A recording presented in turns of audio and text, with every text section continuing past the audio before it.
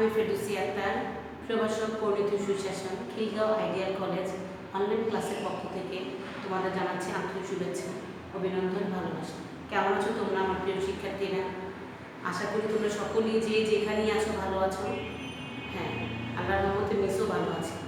আর আমিও দোয়া করি তোমাদের জন্য, তোমরা যে যেখানেই থাকো, যে প্রান্তেই থাকো, তোমরা সুস্থ থাকো। এই চলমান এই মহামারী থেকে তোমরা সবসময় মুক্ত থাকো, ঠিক আছে? যাই হোক, আজ তোমাদের সাথে আমার আজ মঙ্গলবার, তোমাদের সাথে আমার ক্লাস। তোমরা প্রতি মঙ্গলবারই মিসের ক্লাস পাবা, ঠিক আছে? অনেকদিন পর তোমাদের সাথে আবার ক্লাসে হাজির হচ্ছি। তোমরা নিজেরাও মানে সম্ভবত জেনে গিয়েছো, আমাদের অনলাইন গ্রুপেও তোমাদের দিয়ে দেওয়া হয়েছে তোমাদের সামনে তোমাদের প্রাকৃতিক বছরের পরীক্ষা। তোমাদের প্রাকৃতিক বছরের পরীক্ষার এমটি পরীক্ষা কিন্তু শেষ হয়ে গিয়েছে। আগামী নভেম্বর মাসের 5 তারিখ থেকে তোমাদের প্রাকৃতিক বছরের পরীক্ষা অনুষ্ঠিত হবে। আমি আশা করব আমার প্রিয় সকল ছাত্রছাত্রীরা সেই পরীক্ষাতে তোমরা কী করে অংশগ্রহণ করবা। আর তোমাদের উদ্দেশ্য করে কিছু কথা বলা, আমি তোমাদেরকে বলেছিলাম তোমাদের নিজস্ব ফেসবুক আইডি, তোমাদের হোয়াটসঅ্যাপ নাম্বার যদি না থাকে সেটা ডাউনলোড করে নিয়ে হোয়াটসঅ্যাপ নাম্বারটা মিসকে দেওয়ার জন্য। তোমাদের সাথে অলরেডি আমার কথা হয়, মেসেজেও চ্যাটিং হয়। যাই হোক, তোমাদের শুধু কারিমা ছাড়া তোমরা বাকিরা কেউ এখনও পর্যন্ত তোমাদের পার্সোনাল আইডি নাম্বারটা এবং তোমাদের Facebook ID number, WhatsApp number কেউ আমাকে দেওয়ানি এখনও। তোমাদেরকে আমি আবারও অনুরোধ করছি, আগামী 22 তারিখের মধ্যে তোমরা এই নাম্বারগুলো আমাকে অবশ্যই তোমাদের CLG একটা গ্রুপ যে আছে সেই গ্রুপে আমাকে দিয়ে দিবা। তোমরা যখন দিবা তখন আমি অবশ্যই এগুলো কালেক্ট করে আমি স্যারের নিকট আমি এগুলো জমা দেব, ঠিক আছে? তোমরা যদি না দাও তাহলে স্যারকে আমি জমা দিতে পারছি না। আর আরেকটা ব্যাপার হচ্ছে, তোমরা যারা এখনও গ্রামে আছো তারা এখন তো পরিস্থিতিটা অনেকটা স্বাভাবিক বাবা। এখন তোমরা একটু ঢাকামুখী হও, আর যদি গ্রামে থেকেই থাকো তাহলে ক্লাসগুলি করার জন্য তোমাদের কাছে আমি অনুরোধ জানাবো। তোমরা ক্লাসগুলি করো, নিয়মিত দেখে তোমরা পরীক্ষাগুলিতে অংশগ্রহণ করো। তোমরা জানো যে এইবার রেজাল্ট, HSC পরীক্ষার রেজাল্টটা কীভাবে হয়েছে। তাহলে চলমান পরিস্থিতি এমনই চলতে থাকে, তাহলে পরবর্তীতে বা ভবিষ্যতে যে কীভাবে তোমাদের পরীক্ষাগুলো মানে তোমাদের অনুষ্ঠিত হবে বা কী মাধ্যমে হবে আমি বলতে পারছি না। কারণ তোমাদের এইটুকু মাথায় রেখে যে দেখো, তোমাদের অন্তপক্ষে বিশ্ববিদ্যালয়ে ভর্তি পরীক্ষাগুলিও অনলাইন সিস্টেমই হবে। তাহলে যদি এই টাইপের অনলাইন সিস্টেমে পরীক্ষাগুলি হয়ে থাকে তাহলে তোমাদের পরীক্ষাগুলিও কিন্তু অনলাইন সিস্টেমই হবে। তাহলে আমি বুঝতে পারছি না, তোমরা সকলেই কিন্তু অনলাইনে থাকছো। তোমরা তোমাদের নিজেদের মতো করে তোমরা গ্রুপে আসছো, তারপর কথা বলছো, তোমরা নিজেরা মতো করে নিজেরা চ্যাটিং করছো, ফেসবুকেও থাকছো, কিন্তু কেন ক্লাস করছো না, কেন ক্লাস দেখছো না, কেন ক্লাসমুখী হচ্ছ না, কেন পরীক্ষা অ্যাটেন্ড করছো না, আমি সেটা এখনও বুঝতে পারতেছি না। আর তোমাদের দ্বাদশ শ্রেণীর উদ্দেশ্য করে আমি আবারও বলছি, তোমরা দয়া করে আবারও যারা এখনও ভর্তি হও নাই, ভর্তি ফি জমা দেবে, সেশন ফিটা জমা দিয়ে দ্বাদশ শ্রেণী তোমাদের নামটা এন্ট্রি করিয়ে নাও। কারণ তোমাদের পরীক্ষা এমন আছে, তোমাদের টেস্ট প্রাকৃতিক চলে যাবে, প্রি টেস্ট সবগুলি পরীক্ষা হয়ে বা অনলাইনে হবে। কারণ করোনা পরিস্থিতি ভালো না হওয়া পর্যন্ত, কলেজ না খোলা পর্যন্ত তোমাদের পরীক্ষাগুলো অনলাইনেই অনুষ্ঠিত হবে। তাহলে কেন তোমরা পিছিয়ে আছো আমি এই জিনিসটা বুঝতেছি না। এমন তো না যে তোমরা অনলাইনে জিনিসটা বুঝো না, তোমরা নিজেরাও আমাদের থেকেও তোমরা আরও বেশি অ্যাক্টিভ। তাহলে কেন সেই অনলাইনের প্রতি, তোমাদের ক্লাসের প্রতি এত অনীহা, আমি সেটাই বুঝছি না। যারা গ্রামে নেটওয়ার্ক পাচ্ছ না, বলতেছো আমাকে যে গ্রামে তোমরা নেটওয়ার্ক পাচ্ছ না, তোমরা যদি ঢাকামুখী হয়ে যাও, এসে ক্লাসগুলি করো, পরীক্ষাগুলি দাও, তোমাদের জন্যই ভালো হবে, তোমাদের জন্য তোমরাই নিজেরাই উপকৃত হবা।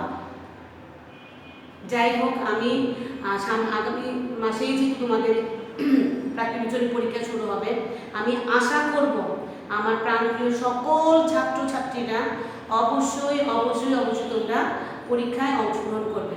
আমি আমার প্রত্যেকটা ছাত্রছাত্রীকে আমি আমার পরীক্ষাতে অংশগ্রহণ দেখতে চাই, ঠিক আছে? কারিমা ছাড়া বাকিরা কিন্তু পরীক্ষা দিচ্ছ না। সুস্মিতা, ত্রিপুরা, আমি আবার বলছি তোমাদেরকে সবাই পরীক্ষা অংশগ্রহণ করার জন্য। সুস্মিতা, তারপর রিথি, তারপর হচ্ছে বৃষ্টি, তারপর হচ্ছে আলেয়া, মনির আক্তার, তোমাদেরকে আবারও বলছি তোমরা পরীক্ষা অংশগ্রহণ করো। সম্রাট, শাকিব, মুশফিক, তোমরা পরীক্ষা অংশগ্রহণ করো। চয়ন, অনিক, তোমরা পরীক্ষা অংশগ্রহণ করো। আমি তোমাদেরকে আবারও বলছি তোমরা পরীক্ষা অংশগ্রহণ করো, ঠিক আছে? আমি কিন্তু তোমাদেরকে অবশ্যই মিস করি পরীক্ষা, যখন তোমাদের পরীক্ষাগুলি হয় তোমাদের খাতাগুলি পাই না, আমার খুব কষ্ট লাগে, ঠিক আছে? যাই হোক, আমি যতটুকু জানি তোমাদের চিনি, আমার প্রাণপ্রিয় স্টুডেন্টরা, আমাকে আর এভাবে কষ্ট না দিয়ে তোমরা ক্লাসগুলি করো। প্রতি মঙ্গলবার মিসের ক্লাস হবে, আর আমাদের গ্রুপে জয়েন করো, কিলো আইডিয়াল কলেজ অনলাইন ক্লাসের গ্রুপে জয়েন করো। গ্রুপে জয়েন করে ক্লাসগুলো প্রতিনিয়ত ক্লাসগুলি করো, প্রতিনিয়ত ক্লাস হচ্ছে, ক্লাসগুলি করো এবং লেখাপড়াগুলি একটু একটু চালিয়ে যাও, পরীক্ষাগুলি অংশগ্রহণ। আর যারা ভর্তি অনেক সেশন ফি এখনও দেওয়া হয়নি, তারা সেশন ফিটা দিয়ে দাও। আর যেই সকল তথ্যগুলি দিয়ে আমি দিতে বললাম আমাকে, সেই সকল তথ্যগুলি অবশ্যই তোমরা দিয়ে দেবে। আর আমাদের প্রাথমিক বছরের পরীক্ষার মধ্যে আমাদের 5টা অধ্যায় আছে। একটা হচ্ছে প্রথম পত্রের আছে 3য় অধ্যায়, প্রথম পত্রের আছে 9ম অধ্যায়, যেটা নাকি জনসভা ও আমলাতন্ত্র, যেটা নাকি আমরা আগেই পড়ে ফেলেছি। আর হচ্ছে আজকে আমরা পড়বো 3য় অধ্যায়, ঠিক আছে? তারপর দ্বিতীয় পত্র থেকে আছে প্রথম অধ্যায়, তারপর হচ্ছে 2য় অধ্যায়, তারপর হচ্ছে 8ম অধ্যায়। আজকে আমরা প্রথম পত্রের 3য় অধ্যায়টা পড়ব। এটা আমরা ক্লাসেও পড়েছি, জাস্ট শুধু আমি দেখব আমার স্টুডেন্টদের মনে আছে কিনা। যেখানেই আছো একটু লেখাপড়া করছো নিশ্চয়ই, তাহলে আমি আজকে দেখবো আমার স্টুডেন্টদের পড়াটুকু মনে আছে কিনা। আমি কিন্তু এটা ক্লাসে আবারও পড়িয়েছিলাম, তারপর জাস্ট একটু মূল্যায়ন করার জন্য তোমাদেরকে, যে কতটুকু তোমাদের মনে আছে। আমরা পড়েছিলাম, আমাদের আজকে অধ্যায়টার নাম ছিল 3য় অধ্যায়, প্রথম পত্রের 3য় অধ্যায়। আমাদের অধ্যায়টার নাম ছিল কি? মূল্যবোধ, আইন, স্বাধীনতা ও সাম্য। আমাদের অধ্যায়টার নাম হচ্ছে মূল্যবোধ, আইন, স্বাধীনতা ও সাম্য। আমরা প্রথম পত্রের 3য় অধ্যায় পড়বো মূল্যবোধ, আইন, স্বাধীনতা ও সাম্য। আমরা পড়বো মূল্যবোধ কাকে বলে, আইন কাকে বলে, স্বাধীনতা কাকে বলে, আরেকটু আছে নৈতিকতা কাকে বলে, সাম্য কাকে বলে, ঠিক আছে? তাহলে আমরা আজকে প্রথমত পড়বো মূল্যবোধ কাকে বলে। আমরা পড়িয়েছিলাম আগে ক্লাসে মূল্যবোধ কাকে বলে। দেখো আমাদের প্রথমটা হচ্ছে মূল্যবোধ কাকে বলে। মূল্যবোধ কাকে বলে? মূল্যবোধ হচ্ছে কি? মূল্যবোধ, আইন, স্বাধীনতা, সাম্য, এগুলো হচ্ছে পরিণত সূচনার একটি অন্যতম একটি উপাদান। মূল্যবোধ সমাজ কাঠামোর অবিচ্ছেদ্য উপাদান হলো কি? মূল্যবোধ। সমাজ কাঠামোর, বারবার করে খেয়াল করো, সমাজ কাঠামোর অবিচ্ছেদ্য উপাদান হলো কি? মূল্যবোধ। মূল্যবোধের ইংরেজিটা কি? মূল্যবোধের ইংরেজি হচ্ছে ভ্যালু। মূল্যবোধ ইংরেজি কি?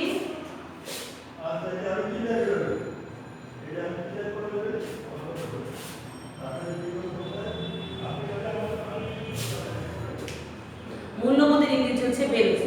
মূল্যবোধ হলো সামাজিক, দেখো তাহলে মূল্যবোধ কাকে বলে? মূল্যবোধ হলো সামাজিক রীতিনীতি ও বিধিবিধানের সমষ্টি এবং সমাজের মানুষের মৌলিক একটা বিশ্বাস। আবার শুনো, মূল্যবোধ হলো সমাজের রীতিনীতি ও বিধিবিধানের সমষ্টি। যে রীতিনীতিটা চলছে, যে বিধিবিধানটা চলছে, সেগুলোর সমষ্টি এবং সমাজের মানুষের মৌলিক একটা বিশ্বাস, যা মানুষের রীতি ও চিন্তা চেতনার মানদণ্ড, যা মানুষকে ভালো মন্দ, ন্যায় অন্যায় বিবেচনা করতে সহায়তা করে। তোমার মধ্যে যদি মূল্যবোধ না থাকে, তাহলে তুমি কোনটা ভালো, কোনটা খারাপ, কোনটা অন্যায়, কোনটা ন্যায়, সেই জিনিসটা তুমি বিবেচনা করতে পারবে না। তাহলে মূল্যবোধ হচ্ছে যা মানুষকে কি ভালো মন্দ, ন্যায় অন্যায় বিবেচনা করতে সহায়তা করে। মূলত যে চিন্তা ভাবনা, লক্ষ্য, উদ্দেশ্য ও সংকল্প মানুষের সামগ্রিক আচার ব্যবহার ও কর্মকাণ্ডকে নিয়ন্ত্রণ ও পরিচালিত করে, তাকে কি বলে? আমরা মূল্যবোধ বলে থাকি। আবার দেখো, মূলত হচ্ছে যে চিন্তা ভাবনা, লক্ষ্য, উদ্দেশ্য ও সংকল্প মানুষের সামগ্রিক আচার ব্যবহার ও কর্মকাণ্ডকে নিয়ন্ত্রণ ও পরিচালিত করে, তাকে আমরা কি বলে থাকি? মূল্যবোধ বলে থাকি। তাহলে মূল্যবোধ হচ্ছে কি? রীতিনীতি, চিন্তা চেতনার মানদণ্ড, যা মানুষকে ভালো মন্দ, ন্যায় অন্যায় কি করে বিবেচনা করতে সহায়তা করে। কোনটা ভালো, কোনটা খারাপ, কোনটা ন্যায়, কোনটা অন্যায়, সেগুলো বিবেচনা করতে সহায়তা করে, তাকে কি বলা হয়? মূল্যবোধ বলা হয়। তোমার মধ্যে যদি মূল্যবোধ না থাকে, তাহলে তুমি কি হবে? পশুর সমান হয়ে যাবে। কারণ মূল্যবোধহীন ব্যক্তি পশুর সমান। যার মধ্যে মূল্যবোধ নেই সে পশুতে পরিণত হয়। তা তুমি যদি বুঝতে না পারো যে কোনটা তোমার ভালো হচ্ছে, কোনটা তোমার খারাপ হচ্ছে, কোনটা এটা ন্যায়, কোনটা অন্যায়, তুমি চুরি করছো সেটা তোমাকে বুঝতে হবে যে চুরিটা কি অন্যায় নাকি ন্যায়। তো তুমি তুমি একজনকে মেরে ফেলছো, খুন করছো, এটা কি অন্যায় ন্যায়, ভালো মন্দ। তুমি এখন লেখাপড়া করছো না বা করছো, কোনটা লেখাপড়া করলে তোমার ক্ষতিটা কি হবে, লেখাপড়া না করলে তোমার ক্ষতিটা কি হবে, সেটা তোমাকে এটা ভালো মন্দের মধ্যে বিবেচনা করতে চাই শেখা, সেটা হচ্ছে কি মূল্যবোধ। তাহলে বিভিন্ন সমাজবিজ্ঞানীগণ বিভিন্নভাবে কি করেছেন, মূল্যবোধের সংজ্ঞা প্রদান করেছেন। বিভিন্ন সমাজবিজ্ঞানীগণ বিভিন্নভাবে সমাজবিজ্ঞানের মূল্যবোধে কি করেছেন, মূল্যবোধের সংজ্ঞা প্রদান করেছেন। দেখো এইচ.ডি. স্টেইনের মতে, এইচ.ডি. স্টেইনের মতে, এইচ.ডি. স্টেইনের মতে দাগিয়ে নাও, আমাদের কাছে বই আছে। এইচ.ডি. স্টেইনের মতে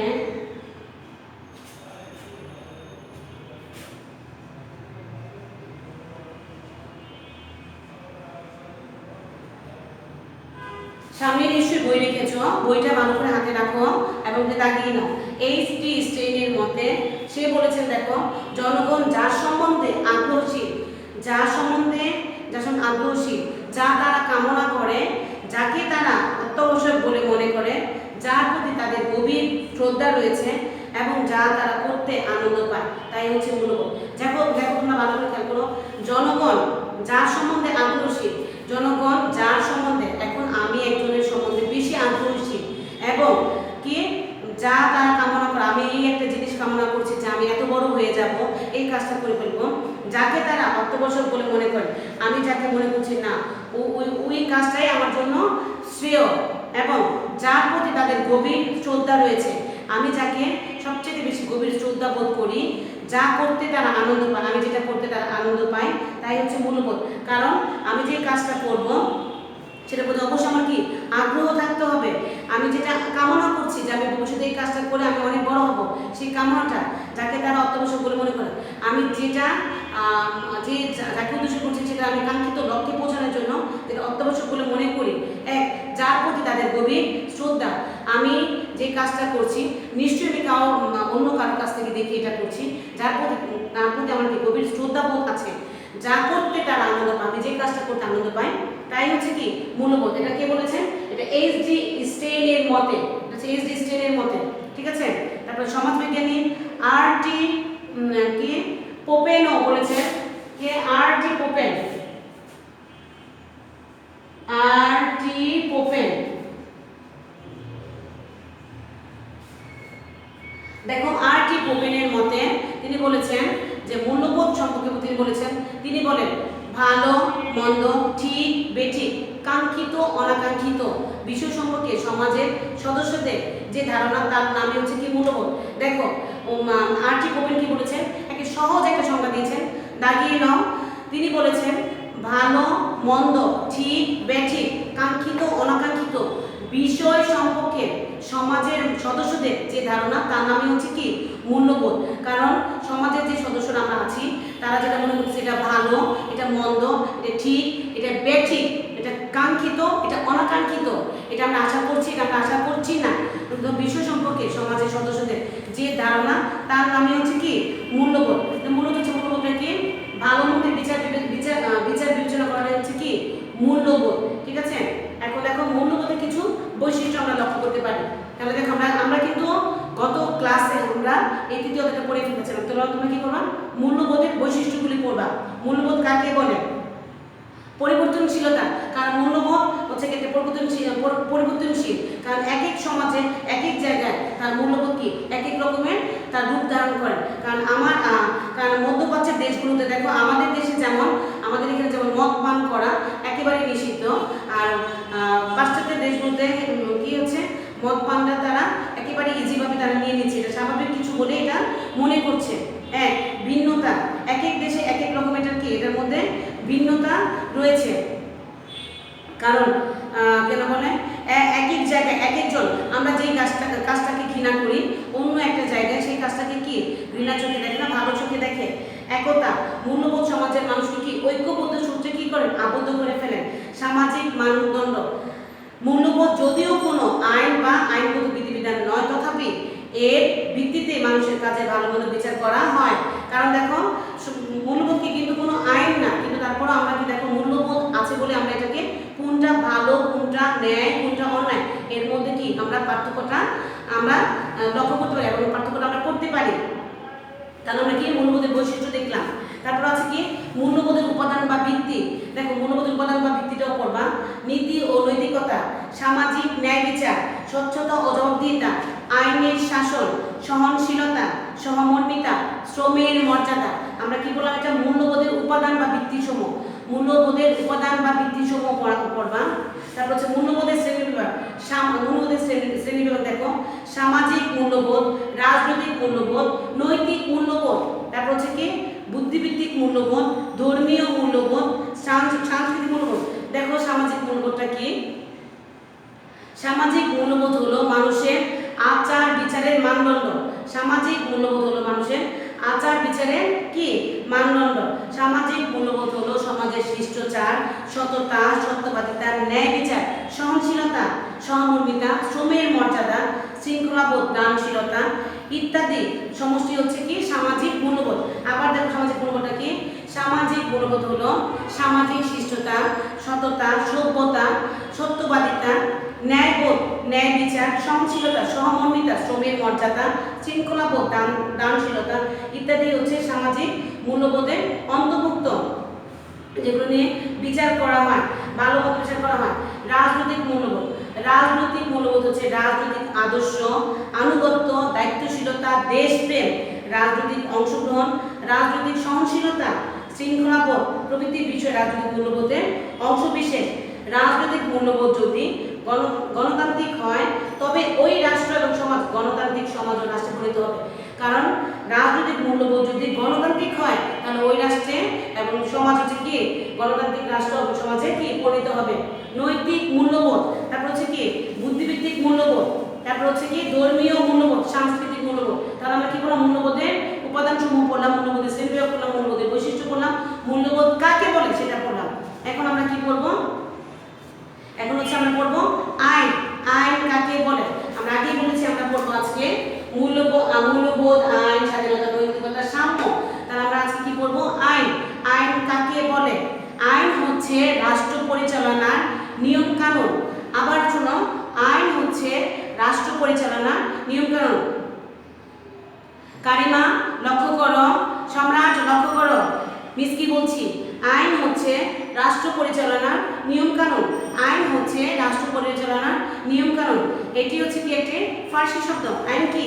আইন হচ্ছে ফার্সি শব্দ।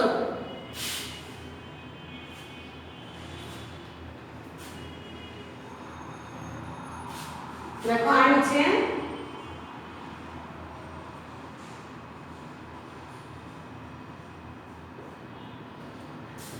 দেখো আইন হচ্ছে ফার্সি শব্দ। আইন হচ্ছে ফার্সি শব্দ, ঠিক আছে? শব্দ। আইনের ইংরেজি প্রতিশব্দ হচ্ছে ল।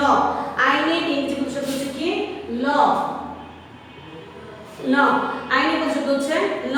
এর উৎপত্তি হচ্ছে টিউটনিক শব্দ, লেখ থেকে এসেছে। টিউটনিক শব্দ, টিউটনিক শব্দ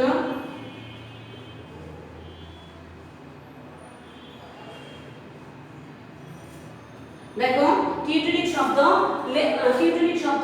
লেখ থেকে এসেছে। টিউটনিক শব্দ লেখ থেকে এসেছে। ল শব্দের অর্থ হচ্ছে স্থির বা অপরিবর্তনীয়।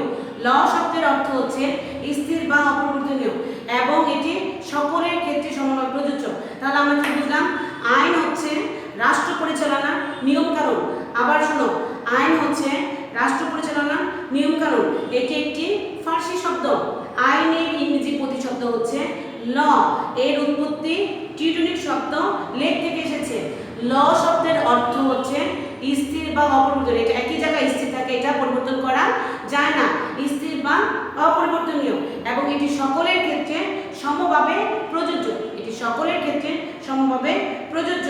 এটা দেখো এই সম্পর্কে জন অস্টিন এর মতে দেখো, জন অস্টিন কি বলেছেন? জন অস্টিন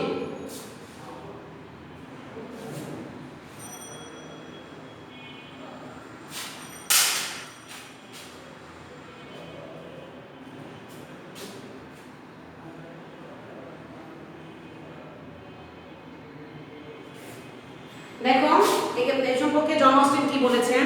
জন অস্টিনের মতে সার্বভৌম শাসকের আদেশই হচ্ছে আইন, সার্বভৌম শাসকের আদেশই হচ্ছে আইন। এখন আমি আমার ক্লাসে আমি বললাম তোমাদের এই কাজটা করতে হবে, তাহলে আমার আদেশটা কি আইনে পরিণত হবে। সার্বভৌম শাসকের আদেশ হচ্ছে আইন। জন অস্টিনের মতে সার্বভৌম শাসকের আদেশই হচ্ছে আইন। গ্রিক দার্শনিক অ্যারিস্টটলের মতে আইন হলো আবেগ বর্জিত যুক্তি। গ্রিক অ্যারিস্টটলের মতে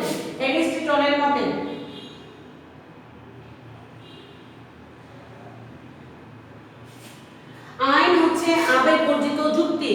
আইন হচ্ছে আবেগ বর্জিত যুক্তি। Law is the passionless reason. Law is the passionless reason. তারপর হচ্ছে তাহলে কি মূলত আইন হলো, তাহলে আমরা কি বুঝলাম, মূলত আইন হলো আইনের প্রয়োগের মাধ্যমে সবলের অত্যাচার থেকে দুর্বলকে রক্ষা করা। তাহলে মূলত হচ্ছে কি আইন হলো আইনের প্রয়োগের মাধ্যমে, মূলত হচ্ছে কি আইন হলো আইনের প্রয়োগের মাধ্যমে সবলের অত্যাচার থেকে দুর্বলকে রক্ষা করা। তাহলে আমরা কি বললাম, আইন কাকে বলে, আইন কাকে বলে, আইন হচ্ছে আইনের অর্থ হচ্ছে স্থির বা অপরিবর্তনীয়।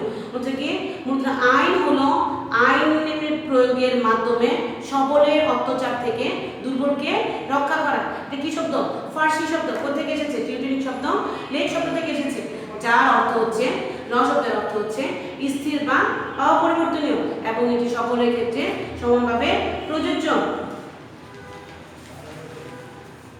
দেখো আইনের উৎস, অধ্যাপক হল্যান্ড আইনের 6টি উৎসের কথা বলেছেন। প্রথা কি কি, দেখো প্রথা, ধর্ম, বিচারকের রায়। তারপর দেখো 6টি কথা বলেছেন। প্রথা, ধর্ম, বিচারকের রায়,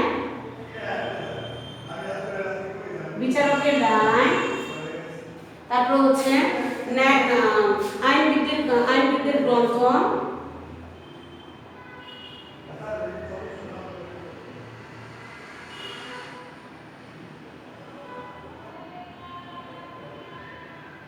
গ্রন্থ, ন্যায়বোধ আইনসভা, ন্যায়বোধ আইনসভা। তাহলে আমরা দেখো আইনের প্রধান উৎস কয়টি। অধ্যাপক হল্যান্ড আইনের 6টি উৎসের কথা বলেছেন। প্রথা, ধর্ম, বিচারকের রায়, আইনবিদদের গ্রন্থ, ন্যায়বোধ আইনসভা। তাহলে আমরা কয়টা পড়লাম, জন অস্টিন হল্যান্ড কি বলেছেন, 6টা উৎসের কথা বলেছেন। প্রথা, ধর্ম, বিচারকের রায়, আইনবিদদের গ্রন্থ, ন্যায়বোধ আইনসভা। ঠিক আছে।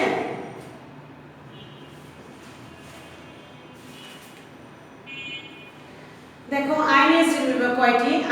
আইনের শ্রেণীবিভাগ প্রধানত 2 প্রকার। আইনের শ্রেণীবিভাগ প্রধানত কয় প্রকার, 2 প্রকার।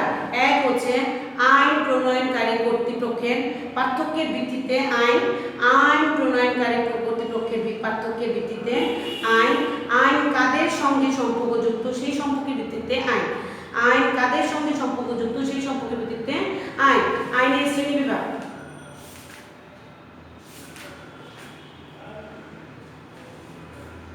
দেখো একটা কোশ্চেন কিন্তু আমাদের খুব ইম্পর্টেন্ট, এই কোশ্চেনটা কিন্তু এমনিতেই আসে, আমাদের সবসময় আসে।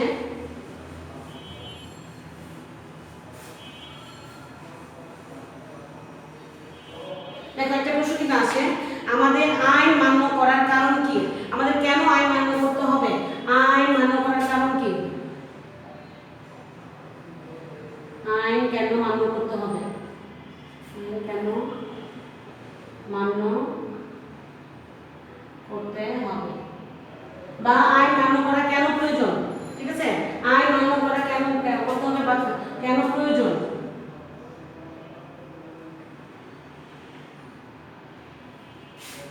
এই কোশ্চেনটা কিন্তু আমার প্রায় সময় আসে, এটা খুব ইম্পর্টেন্ট একটা কোশ্চেন। কেন মান্য করতে হবে, কারণ আইনের প্রতি শ্রদ্ধাবোধ, বহুকাল থেকে আইনের প্রতি আমাদের শ্রদ্ধাবোধ থাকাতে আমাদের কি করতে হবে, আইন মান্য করতে হবে। তারপরে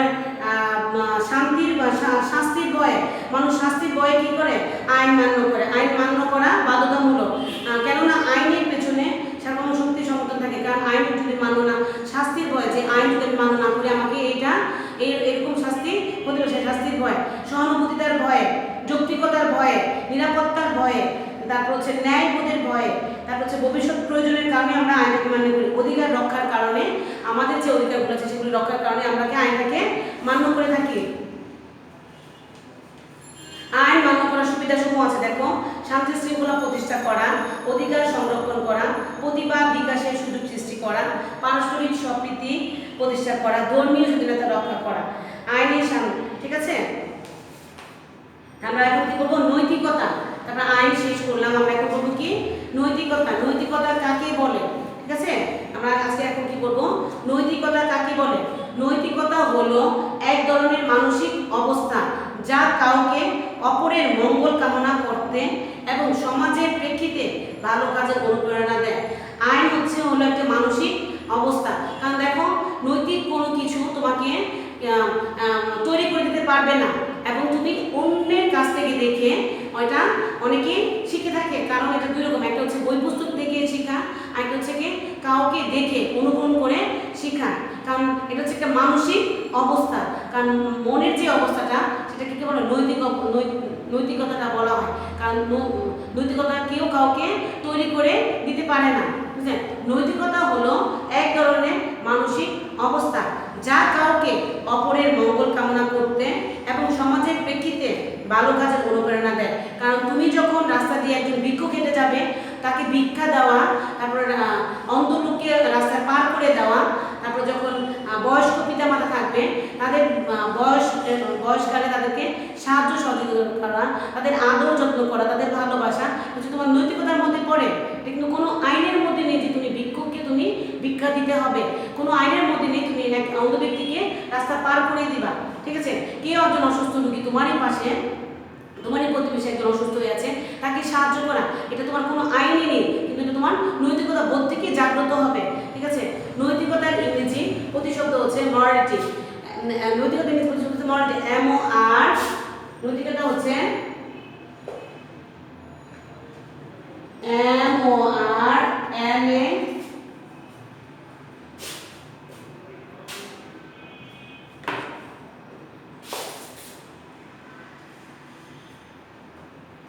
নৈতিকতার ইংরেজি হচ্ছে কি মরালিটি, MORALITY, মরালিটি, যা ল্যাটিন শব্দ মরালিটিস থেকে এসেছে, মরালিটি শব্দের অর্থ হচ্ছে সঠিক আচরণ।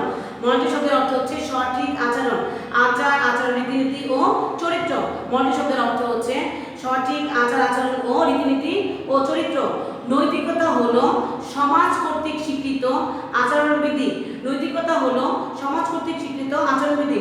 নৈতিকতা মানুষের মনে উদ্ভূত ও বিকশিত হয় এবং যা এটিকে সমাজ লালন করে। ঠিক আছে, যা এটিকে সমাজ লালন করে। রাষ্ট্রবিজ্ঞানের জনক এরিস্টটল তার ইথিক্স নামক গ্রন্থে সামাজিক বিধিনিষেধের বিবরণ দিয়েছেন। তার মতে সদ্গুণ দুই ধরনের, একটা হচ্ছে বুদ্ধিভিত্তিক, একটা হচ্ছে কি নৈতিক। বুদ্ধিভিত্তিক গুণগুলো হচ্ছে মানুষ কি গুণগুলো আসে শিক্ষা থেকে, আর নৈতিক গুণগুলো তৈরি হয় মানুষের দৈনন্দিন অভ্যাসের মধ্য দিয়ে। কারণ সেটা দুই প্রকার। এরিস্টটল কি বলেছেন, তার ইথিক্স নামক গ্রন্থে বলেছেন যে সদ্গুণগুলো দুই প্রকার, একটা হচ্ছে কি বুদ্ধিভিত্তিক, আর হচ্ছে কি নৈতিক। বুদ্ধিভিত্তিকগুলো আছে মানুষ বই পুস্তক পড়লে এটা শিক্ষা গ্রহণ করে, আর নৈতিক সদ্গুণগুলো আছে মানুষের দৈনন্দিন অভ্যাসের থেকে আছে। কারণ কিছু কিছু বুদ্ধিভিত্তিক যে তোমার জ্ঞানগুলি আহরণ করবা, সেটা হচ্ছে তুমি বই পুস্তক পড়লে তোমার সেই জ্ঞানটা আহরণ করা যাবে। আর নৈতিক যে সদ্গুণগুলো আছে সেটা তুমি মানুষের দৈনন্দিন অভ্যাস থেকে। এখন আমি যখন বাসা, এই যে করোনাকালীন সময় মনে করো, যখন আমি নিজে যখন বাসায় যাব, আগে ফ্রেশ হব, গোসল করব, আগে ড্রেস আপ চেঞ্জ করব, হাত মুখ ধুবো, গোসল করব, তারপর ফ্রেশ হওয়ার পর তখন আমি আমার বাচ্চাকে দৌড়বো, খাওয়া দাওয়া করবো। এই শিক্ষাটা কিন্তু আমারটা দেখে দেখে আমার বাচ্চা সেই শিক্ষাটা লাভ করবে। তারপর আমি যখন বড়কে শ্রদ্ধা করব, তখন আমার বাচ্চা ঠিক আমাকেও শ্রদ্ধা করবে, বড়দেরকেও শ্রদ্ধা করবে। এই শিক্ষাগুলি মানুষের দৈনন্দিন অভ্যাস থেকে চলে আসে। তুমি যখন খারাপ বিহেভ করবা তোমার বাবা মার সাথে, তোমার ছোট ভাই বোন তাই হবে, কিন্তু পরবর্তীতে যখন তুমি বাবা মা হবা, তোমার সাথে ঠিক সেম কাহিনীটাই হবে।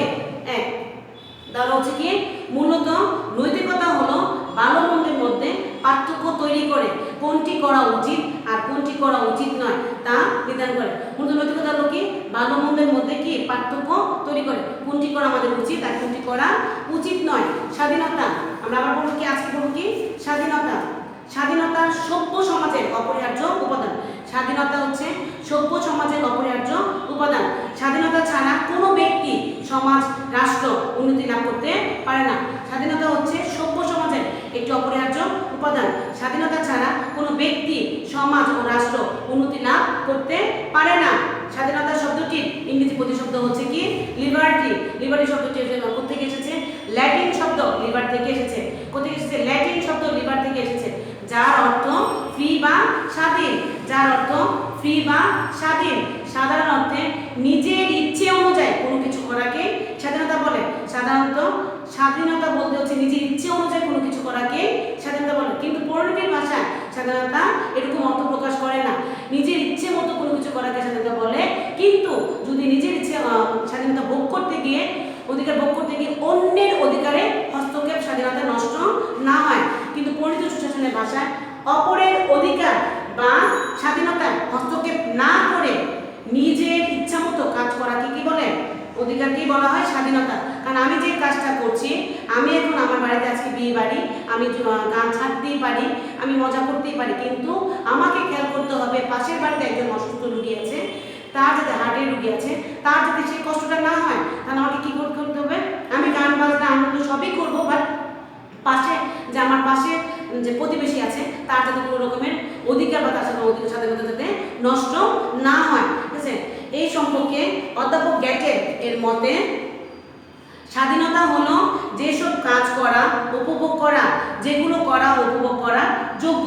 স্বাধীনতা হলো যে সকল কাজগুলো, যেসব কাজগুলো আমরা করতে পারবো এবং উপভোগ করতে পারবো, এবং যেগুলো করা এবং উপভোগ করার যোগ্য, তাদেরকে কি বলা হয়?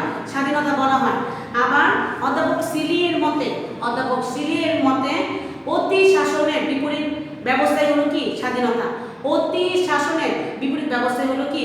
স্বাধীনতা। অধ্যাপক সিলির মতে অতি শাসনের বিপরীত ব্যবস্থাই হলো স্বাধীনতা। কারণ মূলত আমরা কি বলছিলাম? স্বাধীনতা বলতে নিজের ইচ্ছে অনুযায়ী কোনো কিছু করাকে আমরা স্বাধীনতা বলি, কিন্তু স্বাধীনতা ভোগ করতে গিয়ে বা স্বাধীনতা উপভোগ করতে গিয়ে যাতে অন্যের অধিকার বা স্বাধীনতা কোনো রকমের হস্তক্ষেপ না হয়। তারপর আমরা কি করবো? সাম্য। সাম্য কাকে বলে? সাধারণ অর্থে সাম্য অর্থে পরস্পরের সমতা বা সমান অভিন্নতা। সাধারণ অর্থে সাম্য অর্থ হচ্ছে পরস্পর সমতা বা সমান অভিন্নতা। সাম্যের ইংরেজি প্রতিশব্দ হলো ইকুয়ালিটি। সাম্যের ইংরেজি প্রতিশব্দ হচ্ছে কি? ইকুয়ালিটি, যার অর্থ হচ্ছে সমান বা সমতা। যার অর্থ হচ্ছে সমান বা সমতা।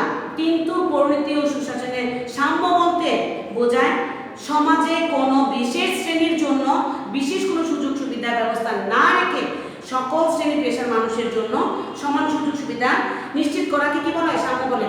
সাধারণ অর্থে সাম্য বলতে কি বলে? সমতা বা সমানকে বোঝায়, কিন্তু পরিণতি ও সুশাসনের ভাষায় সাম্য বলতে সমাজে কোনো বিশেষ শ্রেণী বা পেশার মানুষের জন্য বিশেষ কোনো সুযোগ সুবিধা না রেখে সকল শ্রেণী পেশার মানুষের জন্য একই রকম সমান সুযোগ সুবিধা নিশ্চিত করাকে কি বলা হয়? সাম্য বলা হয়। 19শ শতাব্দীতে সাম্য বলতে আইনের চোখে সকলেই সমান এবং ভোট প্রদানের মাধ্যমে নির্বাচিত হওয়া সমান অধিকার ও সুযোগ সুবিধা লাভ করাকে কি বোঝা হয়? সাম্য বলা হয়। তাহলে দেখো আমরা আজকে এই অধ্যায়ে কি বললাম? মূল্যবোধ কাকে বলে, আইন কাকে বলে, স্বাধীনতা কাকে বলে, নৈতিকতা কাকে বলে, সাম্য কাকে বলে, আমরা এই অধ্যায়টা আগেও পড়েছি। এখন আরেকবার একটু রিভিশন দেখলাম যে আমার প্রিয় স্টুডেন্টরা সেটা মনে আছে কিনা। ঠিক আছে? তাহলে আমরা প্রথম পত্রের তৃতীয় অধ্যায়টা আজকে শেষ করলাম। ঠিক আছে? তোমাদের এই অধ্যায়টা আজকে শেষ করার শেষের পরে আমি আবারও বলছি, তোমরা এই ক্লাসগুলো নিয়মিত করো। প্রতি মঙ্গল আমার সাথে ক্লাস, শুধু আমার ক্লাস না, আমার প্রত্যেকটা সাবজেক্টের যে টিচাররা ক্লাসগুলি করছে কষ্ট করে, সকলের কাছে অনুরোধ থাকবে সেই ক্লাসগুলি নিয়মিত করো, পরীক্ষায় অংশগ্রহণ করো, পরীক্ষাগুলি দাও।